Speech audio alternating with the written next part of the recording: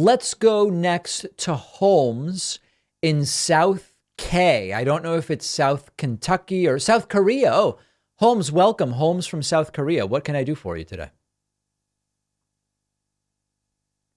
Holmes from South Korea, you probably have the wrong audio device selected. Please correct it, and then we'll be able to hear you. And last chance for Holmes in South Korea. You've now muted yourself, which will certainly prevent us from hearing you. All right, well, that's too bad. Holmes unable to get configured correctly. Let's go to Nick from DC. Nick, welcome to the David Pakman Show. What can I do for you today? Hey, David. First time listener here in the Discord, and just want to say love your stuff. And thank you.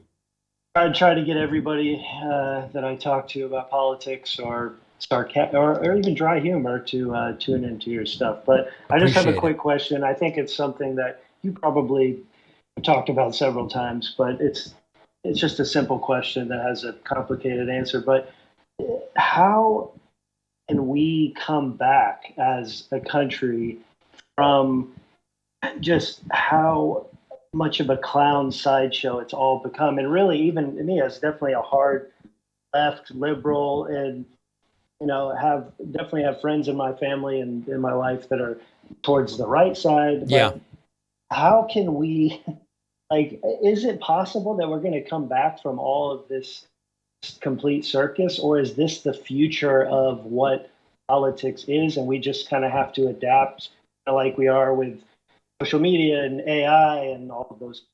But again, thank you, David, and I hope you have a good one.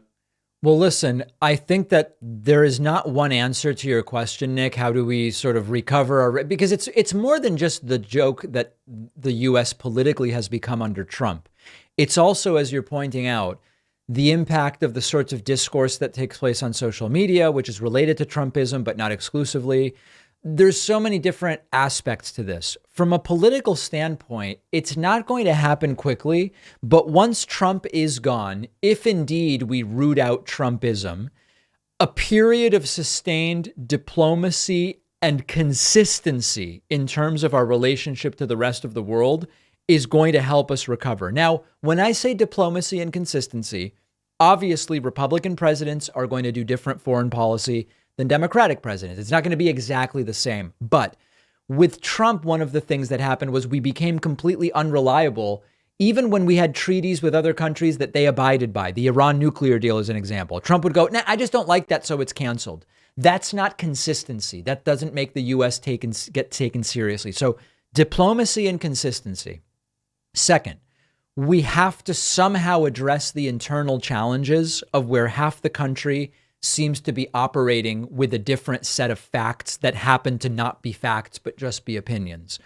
I don't know how we do that, but to have the serious conversations with both sides that so many want to have, you have to have a shared basis in fact. And we don't have that right now. We need it in order to regain credibility. And then beyond that, okay, we've got to figure out different ways to engage with civil society and change the way that conversations are happening, because what's happening on social media is really not productive in so many ways. When we look at, climate leadership, we're just not taken seriously on climate since Donald Trump, and we need to be. And it's such a long list, but I think my point is, Nick, it's always easier to break things than to build them. Think about how long it takes to build a building, and then you just throw a wrecking ball or some dynamite at it, and the thing is destroyed in 15 minutes.